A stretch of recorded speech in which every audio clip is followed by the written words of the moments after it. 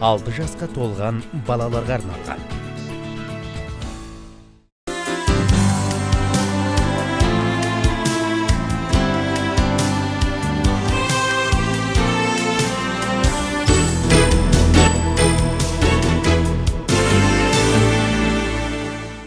Саламатсыздар ма, құрметті оқушылар? Бүгін біз 4-ші сыныптың математика пәні бойынша есептеудің және есептерді шығарудың тиімді тәсілдері тақырыбы бойынша сабақ өткелі отырмыз. Бірінші тапсырма. Әртүрлі тәсілмен есепте саған амалдардың қандай қасиеттері көмектесті? Әуелі балалар назарымызына тіктөртбұрышқа аударайық. Осы тіктөртбұрыштың ауданын табу керек. Өздерің білесіңдер балалар, тіктөртбұрыштың ауданын біз қалай табамыз? Ұзындықпен енді көбейтеміз. Яғни S-ті табу үшін А мен В-ны көбейтеміз. Енді аудан тапқан кездері А мен В-ны көбейтеміз, немесе В-ны А-ға көбейтеміз. Енді осы кезде біз көбейтудің ауыстырымдылық қасиетін пайдаланамыз. Енді тексеріп көрейік қанекей. 8 бен 3-тің көбейтіндісі 24-ге тең. Яғни ауданымыз, тіктөртбұрыштың ауданы 24 квадрат сантиметрге тең. Немесе 3-ті 8-ге көбейтеміз. Онда да 24 квадрат сантиметрге. Яғни біз тіктөртбұрыштың ауданын 2 тәсілмен шығардық. Бұл кезде біз көбейтудің ауыстырымдық қасиетін пайдаландық. Енді келесі тапсырмаға назар аударамыз. Үлкен тіктөртбұрыштың ауданын табамыз енді. Назар аударыңыздар балалар. Біздің үлкен тіктөртбұрышымыз кіші 2 тіктөртбұрыштан тұр. Яғни бізде ұзындық 2 болды енді.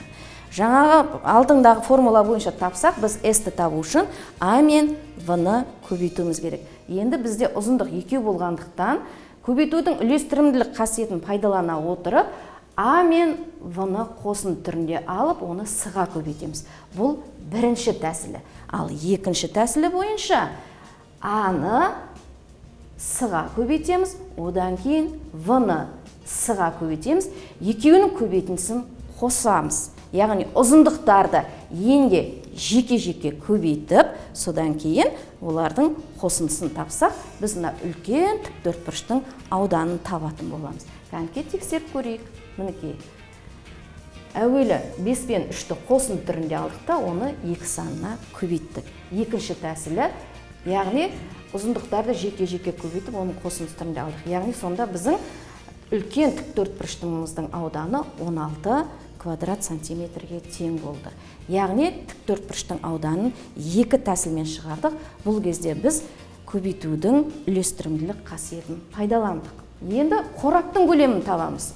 Қораптың көлемі біздің параллелепипедке ұқсайды, балалар. Ал енді көлем тапқан кезде бізге 3 өлшеммен жұмыс істейміз, ұзындық, ен, биіктік. Ал көлем тапқан кезде осы 3 өлшемді біз көбейтеміз. Бұны да 2 тәсілмен табуымызға болады, балалар. Бірінші, біз ұзындықты ен мен биіктіктің көбейтіндісіне көбейтуімізге болады. Яғни 8 бен әуелі 4-ті көбейтіп аламыз, ұзындықпен енді, содан кейін бар биіктікке көбейтеміз. Сол кезде көлемімізді табатын боламыз. Немесе екінші тәсілі, ұзындықты мына биіктікпен еннің көбейтіндісіне көбейтсек, сонда біздің қорамыздың көлемі 192 куб сантиметрге тең. Міне бірінші тәсілі мынау екінші тәсілі. Яғни көбейтудің бұл кезде біз терімділік қасиетін пайдаландық. Енді біз 3 тапсырманы орындағанда да балалар әрқайсында 2 түрлі тәсілмен таптық. Яғни соның ішінен біз тиімді тәсілді пайдалану өздерің еншілеріңде болады. Қай тәсіл сендерге оңайырақ, жеңілірек, соны қолданатын боласыңдар. Тиімді деген сөздің мағынасына назар аударайық. Тиімді деген сөз балалар негізінде саналы, орынды деген мағынаны біледі.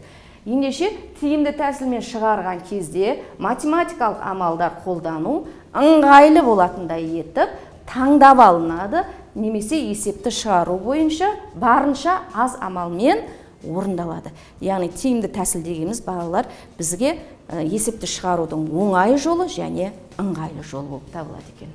Енді осы жаңа танысқан анықтамамызды негізге ала отырып, әрі қарай тапсырмалар орындауды бастаймыз. Рационалды есептеуді балалар өздерің білесіңдер, бір есепті бірнеше тәсілмен шығару. Екінші тапсырма, есепті әртүрлі тәсілмен шығар. Олардың қайсысы тиімдірек? Оқушылар сарайындағы ғарышты зерттеу үйірмесіне 30 қыз бен 40 ұл қатысады. Олар топтарға бөлінді. Әр топта 10 баладан бар. Үйірмеде барлығы неше топ бар. Бұны да екі тәсілмен шығаруға болады. Бірінші тәсілінде біз қыздар мен ұлдардың санын қосамыз да, оны әр топтағы бала санына бөлсек, біздің топтың саны шығады. Қанекей, міне, бірінші тәсіл. 30 бен 40-тың қосындысын 10 санына бөлеміз, сол кезде 7 шығады. Яғни 7 топ, үйірмеде 7 топ бар деген сөз. Екінші тәсілі, қыздардың санын бір топтағы бала санына жеке бөліп аламыз, қыздардың санына, сосын ұлдардың санына. Міне, 30-ды 10-ға бөлеміз, және 40-ды 10-ға бөлеміз. Екеуінің бөлінісін қосамыз. 30 бен 10-ның бөліндісі 3, 40 бен 10-ның бөлінісі 4, 3 бен 4-тің қосындысы 7 топ. Міне, екі тәсілмен жауабын таптық. Яғни барлығы үйірмеде 7 топ бар екен. Яғни бұл жерде көбейтудің үйлестірімділік қасиетін пайдаландық. Енді келесі тапсырмаға назар аударайық. Берілген өрнектердің мәнін тиімді тәсілмен есептеуге амалдардың қандай қасиеттері көмектеседі? Енді назар аударыңдар балалар. Мына жерде бізде өрнекте 3 көбейткіш тұр. Бірінші көбейткіш, екінші көбейткіш, үшінші көбейткіш. Бұндай жағдайда не істейміз? Біз қандай ыңғайлы тәсілді қолданамыз? Бұл жерде біз балалар көбейтудің терімділік қасиетін пайдалансақ, бізге өте тиімді болады. Яғни біз бірінші әуелі дөңгелек сан шығаруға тырысамыз 3 көбейткіш берілген кезде. Яғни біз бірінші көбейткішпен үшінші көбейткішті көбейтін түрінде аламыз да, шыққан санды 76-ға көбейтеміз. Сол кезде бізге есептеу әлде қайда оңай әрі ыңғайлы болады. Енді соған көзімізді жеткізу үшін келесі бетке назар аударамыз. Мінекей, 4-ті көбейтеміз, дөңгелек сан шығардық, 0-ға аяқталатыны 100 шығады. Ал 100-ді 76-ға көбейту өте оңай, 7600. Екінші жолға назар аударыңдар. 50, 43, 20 сандарының көбейтіндісін табуымыз керек. Бұнда да біз бірінші көбейткішпен үшінші көбейткішті көбейтіп аламыз. Әуелі дөңгелек сан неше шығады? 1000 шығады. Сол 1000-ды енді 43-ке көбейтеміз. Өте оңай, 43 000. Үшінші қатарда 8, 30, 125 сандарының көбейтіндісін табуымыз керек. Бұл жағдайда біз енді дөңгелек сан шығару үшін 8 бен, яғни бірінші көбейткішпен үшінші көбейткішті көбейтіп аламыз. Әуелі шыққан санды 30-ға көбейтеміз. Сонда 1000-ды 30-ға көбейт. 8 бен 125-тің көбейтіндісі 1000 болады, ал 1000-ды 30-ға көбейтсек, бізге оңайға түседі. Яғни 30 000-ға тең болады. Енді төртінші жағдайда 232 5 сандарының көбейтіндісі тапқан кезде 200 бен бізге 5-ті көбейтіп алу әлде қайда оңай әрі ыңғайлы, яғни тиімді тәсілі осы. Сондықтан 200-ге 5-ті көбейтеміз 1000, ал 1000 сан 32-ге көбейткенде 32 000. Бұл жерде де біз балалар бұл тапсырманы орындағанда ең тиімді тәсілдерді пайдалануға тырыстық. Яғни күні бойы үйренген көбейтудің ауыстырымдылық, терімділік, үйлестірімділік қасиеттерін пайдаландық. Үй тапсырмасына 13 тапсырманы берем. Бұны да бірнеше тәсілмен шығарасыңдар. Өте қызықты тапсырма. Енді кері байланыс жасау үшін балалар, мен сіздерге мынадай сұрақ қойғым келіп отыр. Есептеудің тиімді тәсілдерін пайдаланудың қандай қажеттілігі бар? Және бүгінгі сабақтан алған әсеріңіз қандай? Осы сұраққа жауап беру үшін мен Шайхсламға жауап берген қалап отырмын. Шайхслам, өзіңе қойылып отыр осы сұрақ.